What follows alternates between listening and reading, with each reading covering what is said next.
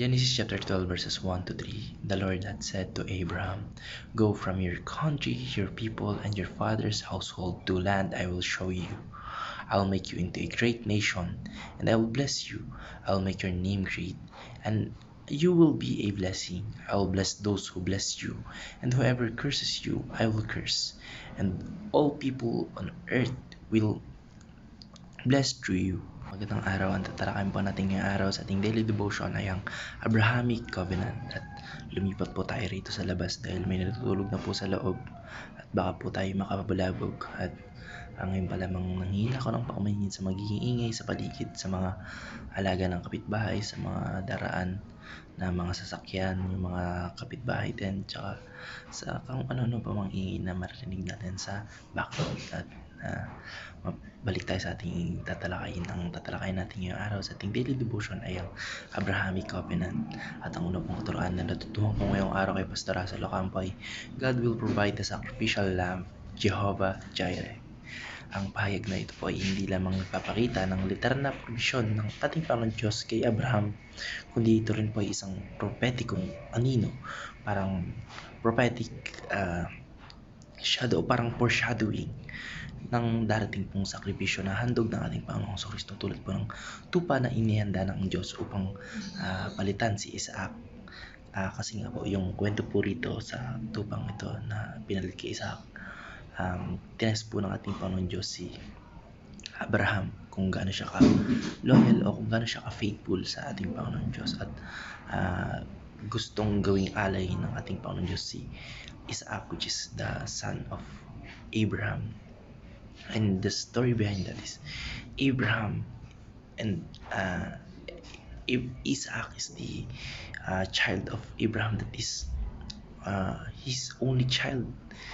That from that moment, kasi nga po yung asawa niyan si Sarah na una niyang asawa ay hindi kaya manganak, at si Abraham naman po ay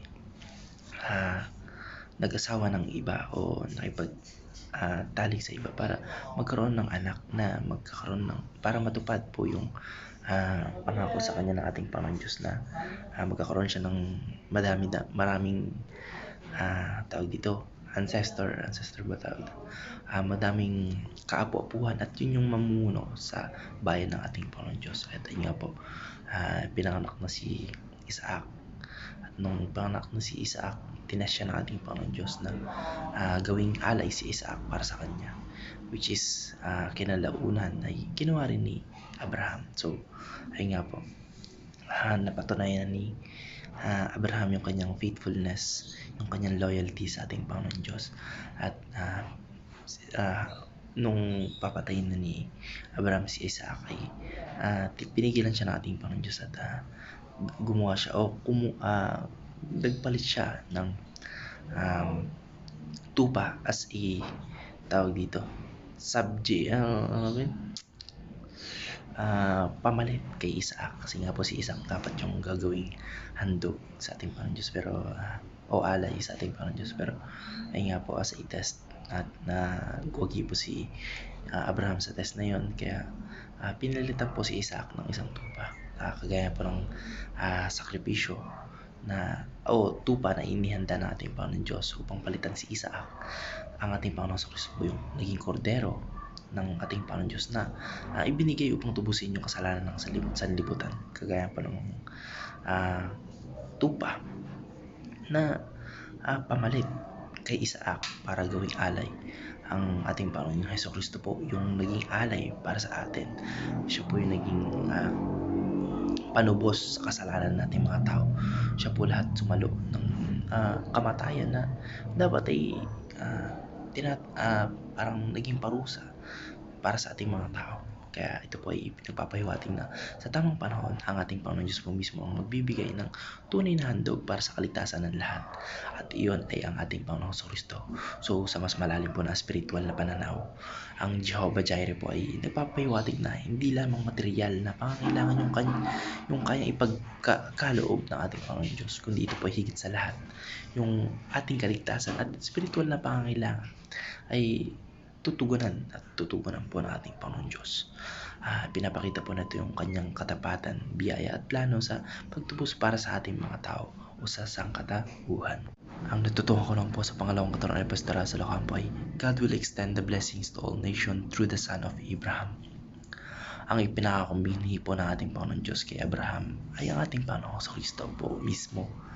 Sa pamamagitan po kasi ng ating Panginoong Kristo, ang plano ng kaligtasan ay ipinagkaloob hindi lamang sa Israel, kundi sa lahat po ng bansa, sa buong mundo, sa lahat ng lahi, sa lahat ng tao, sa buong sangkatauhan ng buong mundo. Wala pong pinipili kahit anong race, kahit anong kulay, kahit anong bansa ka manggaling. Lahat po ay ang kaligtasan po ay matatamo natin sa pamamagitan ng ating Panginoong Kristo. Pinagkaloob ito ng ating Panginoon sa atin sa pamamagitan po ng ating Panginoong Kristo. Naalala ko rin po ito pong sinasabi ko kanina na yung pinakakong binhi ng ating Panginoon Diyos kay Abraham ay ang ating Panginoong Kristo. Na yun nga po, sinabi nga, kagaya pa ng kwento ko kanina, sinabi ng ating Panginoon Diyos kay Abraham na sumama ka sa akin at gagawin kong pinuno ng aking bayan o mag-aari ng aking bayan ang iyong mga kaapu-apuhan. At yun po ay naging ating Panginoong Kristo. So nung namatay po ang ating Panginoong Kristo, sinabi niya na it is finished. Lahat po ng prophecy sa Old Testament o sa Lumang Tipan ay nangyari na. Yung kaligtasan po na pangako ng ating Panginoong Diyos ay tinupad na sa pamamagitan ng ating Panginoong Kristo. Sorry po sa sound pero ayun. Mabalik tayo. Kaya yung pagpapala po na ito ay hindi lamang tumutuo sa material na kasaganahan, kundi pati na rin sa pinakamalaking pagpapala, which is yung kaligtasan at buhay na walang hanggan. Kaya bago pa man po dumating ang ating Panginoong Kristo, ang tipan ng ating Panginoong Diyos po ay pangunahing umiiral sa mga Israelita. Pero sa pamamagitan ng sakripisyo ng ating Panginoong Kristo, ang kaligtasan ay naging bukas sa buong sangkatauhan. Ang sino pa pong sumasampalataya sa ating Panginoong Kristo, ano man yung kanyang pinagmulan, ano man yung kanyang lahi, ano man yung kanyang kulay, ay nagiging bahagi ng spiritual na lahi ni Abraham at tumatanggap ng pagpapalang ipinangako ng ating Panginoon Diyos. Pinapakita po nito na mula pa noong panahon ni Abraham, may plano na ang ating Panginoon Diyos na abutin yung lahat ng tao sa iba't ibang bahagi ng bansa at ibahagi yung kanyang pagpapala o yung kanyang grace sa pamamagitan ng pananampalataya sa anak ng ating Panginoon Diyos, which is sa ating Panginoong Kristo. Kakamtan lang po natin yung gift of salvation ng ating Panginoon Diyos sa pamamagitan lamang po ng ating Panginoong Kristo at wala nang iba. Hindi sa religion, hindi sa organisasyon, hindi sa mga samahan, kundi sa ating Panginoong Kristo lamang. Kaya ang natutunan ko naman po sa pangatlong katarungan ni Pastor Russell Ocampo ay God will bring all nations under the authority of Christ. Ito po ay nagpapakita na ating Panginoong Kristo ay may ganap na kapamahalaan o authority sa lahat ng bansa at nilikha. Alinsunod po ito sa kalooban ng ating Panginoon Diyos. Sa huli po, ang plano po talaga ng ating Panginoon Diyos ay hindi lamang iligtas ang isang individual o certain person, kundi dalhin yung buong mundo mismo, lahat. Hindi lang isang organisasyon, hindi lang isang relihiyon, kundi yung buong mundo sa ilalim ng paghahari ng ating Panginoong Kristo. Kaya ang tunay po na authority ay sa ating Panginoong Kristo lamang at wala nang iba. At darating po yung araw na ang lahat ng bansa ay kikilala sa Kanya bilang hari at hari ng mga hari o King of Kings at Panginoon ng mga Panginoon.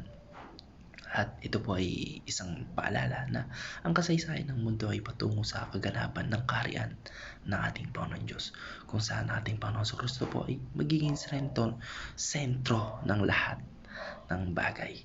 Hindi ito isang pansamantalang pamamahala, kundi ito po ay isang walang hanggang kaharian, kung saan po ang ating Panginoon Diyos ay maghari sa katuwiran, kapayapaan at kaligtasan para sa lahat ng sumasampalataya sa Kanya. Yan lamang po. Maraming salamat and God bless. Amen. Sorry po, medyo putol-putol yung ating devotion ngayon dahil medyo distracted tayo sa mga ingay sa surroundings. Yan lamang po. Maraming salamat and God bless. Amen.